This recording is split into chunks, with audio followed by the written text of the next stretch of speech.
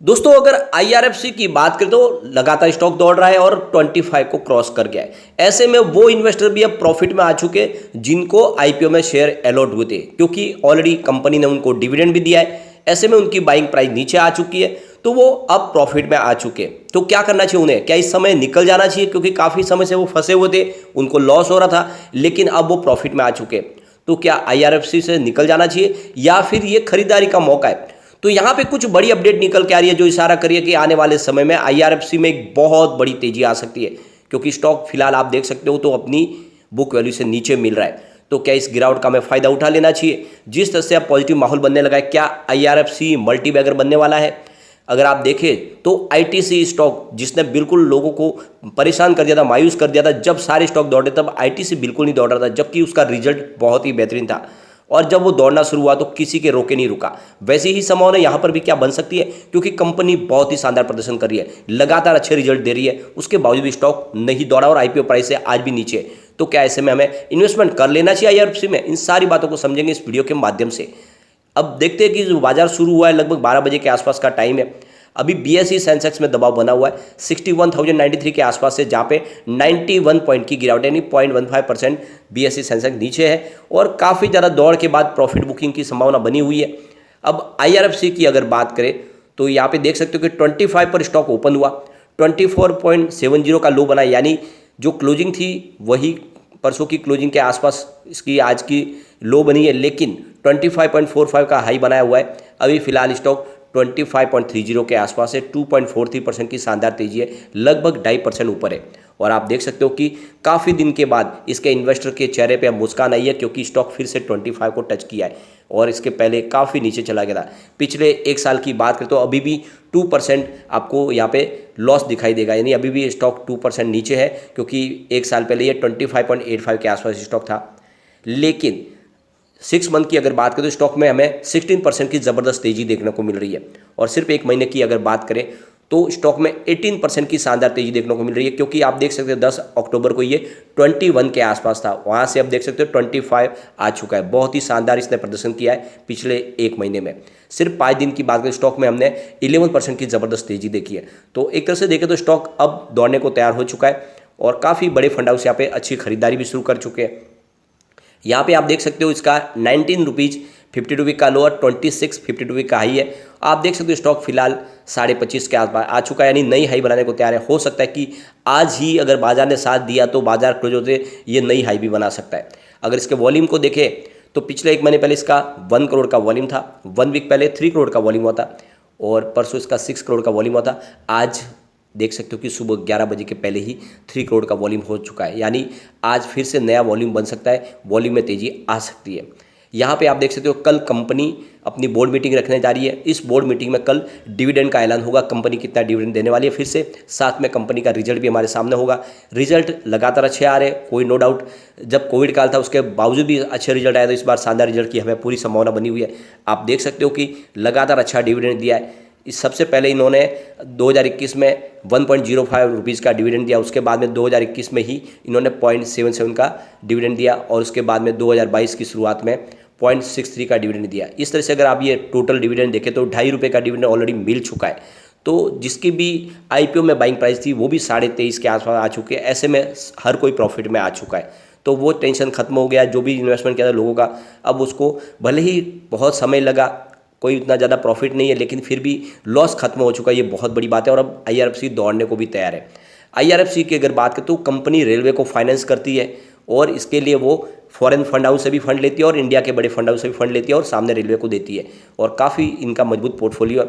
अब यहाँ पे आईआरएफसी अपने बिजनेस को और आगे बढ़ाने के लिए आईआईएफएससीएल के साथ में बिजनेस पार्टनरशिप कर चुके हैं, यानी आप देख सकते हो कि इंफ्रास्ट्रक्चर फाइनेंस कंपनी जो इंडिया की ये फाइनेंस कंपनी और साथ में अब आईआरएफसी दोनों पार्टनर बने हैं और ये आने वाले समय में बहुत तेज़ी से कारोबार को आगे बढ़ाएंगे। यानी जो हमारे पीएम ने एक विज़न पेश किया है कि करीब 5 ट्रिलियन यूएस डॉलर का एक इकोनॉमी बनाना है इंडिया को 2025 तक, और इसके लिए एक बिजनेस टाइप किया गया दोनों के बीच में। ये जो एमओयू साइन हुआ इसके तहत आने वाले समय में बहुत सारा इन्वेस्टमेंट किया जाएगा रेलवे के इंफ्रास्ट्रक्चर के लिए, और एक तरह से ये जो पार्टनरशिप है एक गेम चेंजर साबित होने वाली है। और वैसे भी अगर आप देखें तो आईआरएफसी लगातार अच्छा प्रॉफिट दे रही है दूसरी तरफ अगर देखें तो आईआरएफसी के अंदर जो प्राइस नहीं बढ़ी, इसके पीछे सबसे बड़ी वजह थी कि सरकार की होल्डिंग 86% की है, इसको 75% पे लाना है। और लगातार लोगों को डराया जाता है कि ये जब होल्डिंग वापस ओएफएस के माध्यम से आएगी तो उस समय इसकी प्राइस गिर जाएगी, लेकिन ऐसी संभावना अब नहीं है।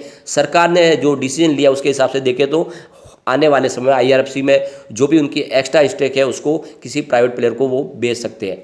और अगर ऐसा होगा तो फिर ओएफएस आने की संभावना भी कम हो जाएगी और इसकी प्राइस के गिरने की संभावना तो बिल्कुल नहीं होगी। यहाँ पे सबसे बड़ी बात यह है कि स्टॉक अभी अपनी बुक वैल्यू से बहुत नीचे है, क्योंकि इसकी बुक वैल्यू 31.40 की है और ऐसे में आपको इस लेवल पे खरीदारी करने से बिल्कुल नहीं चूकना चाहिए।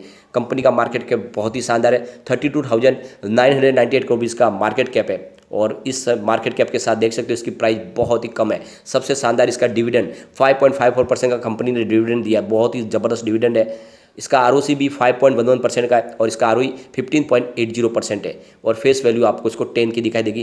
कंपनी का सेल्स अगर देखें तो 21,345 करोड़ का है। इसका ओपीएम भी 99.3% है और प्रॉफिट आफ्टर टैक्स इसका 6,249 को भी निकल के आ रहा है। तो कुल मिला के देख सकते हो कि फंडामेंटल बहुत अच्छे और ऐसे फंडामेंटल के साथ आपको इन्वेस्टमेंट बिल्कुल कर लेना चाहिए। अगर हम कंपनी के रिवेन्यू को देखें तो 2018 से आपको लगातार बढ़ता हुआ दिखाई देगा, कहीं पर भी आपको गिरावट दिखाई नहीं देगी। 2018 में जो कंपनी का रेवेन्यू था वो टोटल 11,018 करोड़ के आसपास था, जो 2022 में बढ़ के 20,299 करोड़ के आसपास पहुंच गया। यानी आप देख सकते हो कि 5 साल में रेवेन्यू दुगुना हो चुका है। इससे आप समझ सकते हो कि कंपनी का कारोबार कितना तेज गति से बढ़ रहा है। अगर हम इनके प्रॉफिट को भी देखें तो 2018 में 2007 करोड़ के आसपास जो प्रॉफिट था वो 2022 में बढ़ के 6,089 करोड़ के आसपास पहुंच गया और यहाँ पे आप देख सकते हो कि जो प्रॉफिट है वो दुगुना नहीं बाकी 3 गुना बढ़ चुका है। जिस तरह से ये आंकड़े रफ्तार से बढ़ रहे, आने वाले समय इसकी प्राइस को यहाँ पे कोई रोक नहीं पाएगा। यहाँ पे पिछले 1 साल की भी बात करें तो काफ़ी शानदार प्रदर्शन किया। जून 2021 में जहाँ पे 4,582 करोड़ का इनका रेवेन्यू था वो जून 2022 में बढ़ के 5,627 करोड़ के आसपास पहुंचा है। प्रॉफिट को भी अगर देखें तो जून 2021 में 1,502 करोड़ का था, जो जून 2022 में बढ़ के 1,662 करोड़ के आसपास पहुंच गया, यानी प्रॉफिट रेवेन्यू दोनों बढ़ा है। इसके अलावा कंपनी के नेटवर्थ में भी अच्छी खासी वृद्धि हो चुकी है। जून 2021 में जहाँ पे 37,416 करोड़ की जो नेटवर्थ था वो जून 2022 में 42,657 करोड़ के आसपास पहुंच गया। ये आंकड़े बहुत ही शानदार है।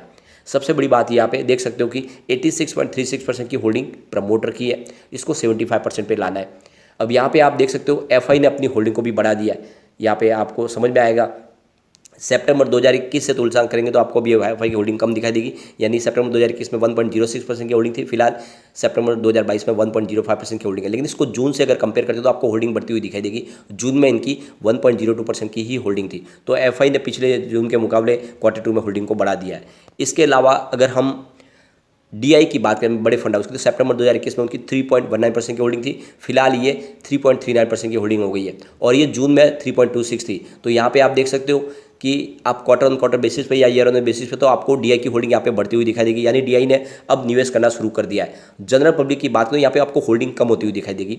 देख सकते हो 9.39% की होल्डिंग सितंबर 2021 में थी, जो सितंबर 2022 में घट के 9.19% हो गई है और पिछले क्वार्टर में ये 9.36% के आसपास थी। तो यहाँ पे आपको क्वार्टर ऑन क्वार्टर बेसिस पे या ईयर ऑन बेसिस पे आपको यहाँ पे होल्डिंग घटती हुई दिखाई देगी जनरल पब्लिक की, यानी यहाँ से जनरल पब्लिक निकल रहे और इसके बदले में जो सारे शेयर है वो डीआई और एफआई के पास जा रहे और ये एक बहुत बड़ा पॉजिटिव ट्रिगर है स्टॉक के लिए कि अब स्टॉक रॉकेट बनेगा, क्योंकि बड़े फंड हाउस यहाँ पे इन्वेस्टमेंट शुरू कर चुके हैं। यहाँ पे अदर्स की होल्डिंग भी पिछले क्वार्टर में नहीं थी, इस बार 0.01% की होल्डिंग आपको दिखाई देगी। सबसे अच्छी बात है कि यहाँ पे बड़े बड़े म्यूचुअल फंड ने भी इन्वेस्टमेंट किया हुआ है और लगातार उनका म्यूचुअल फंड में इनकी होल्डिंग भी बढ़ रही है। आप देख सकते हो एचडीएफसी बैलेंस एडवांटेज फंड ने यहाँ पे 47,230 करोड़ का इन्वेस्टमेंट किया है। एचडीएफसी फ्लैक्सी कैप फंड ने यहाँ पे करीब 29,749 करोड़ का इन्वेस्टमेंट किया है। इसके अलावा HDFC large and mid cap fund ने 7,071 करोड़ का इन्वेस्टमेंट किया है। एल&टी मिड कैप फंड ने यहाँ पे 6,583 करोड़ का इन्वेस्टमेंट किया है और निप्पॉन इंडिया वैल्यू फंड ने 4,638 करोड़ का इन्वेस्टमेंट किया। तो ये आप देख सकते हो कि एचडीएफसी ने इसमें बहुत जम के खरीदारी की है और ये इशारा है कि स्टॉक अब रॉकेट बन सकता है। यहाँ पे इसके रेटिंग देखें तो काफ़ी शानदार है। मास्टर रेटिंग इसकी 5 स्टार में से 3 स्टार की रेटिंग है। इसकी ईपीएस स्ट्रेंथ 5 स्टार में से 4 स्टार की रेटिंग है और बायर डिमांड तो देखें तो 5 स्टार में से 5 स्टार की रेटिंग निकल के आ रही है। प्राइस स्ट्रेंथ इसकी जरूर थोड़ी सी कम है, 5 स्टार में से 2 स्टार की रेटिंग है और इसकी ग्रुप रैंक अगर देखें तो 5 स्टार में से 3 स्टार की रेटिंग निकल के आती है। कुल मिला के देख सकते हो कि इसकी रेटिंग बहुत ही ज़बरदस्त है और इस हिसाब से देखें तो ये स्टॉक मजबूत है।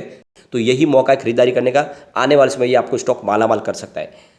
लेकिन फ्रेंड, कोई भी इन्वेस्टमेंट करने से पहले अपने फाइनेंशियल एडवाइजर के बारे में ले ले या अपना खुद का रिसर्च करें, क्योंकि मैंने वीडियो आपके एजुकेशनल पर्पज़ के लिए ही बनाया। वीडियो पसंद आए तो लाइक शेयर जरूर कीजिए और चैनल को सब्सक्राइब कर दीजिए। Thank you friend.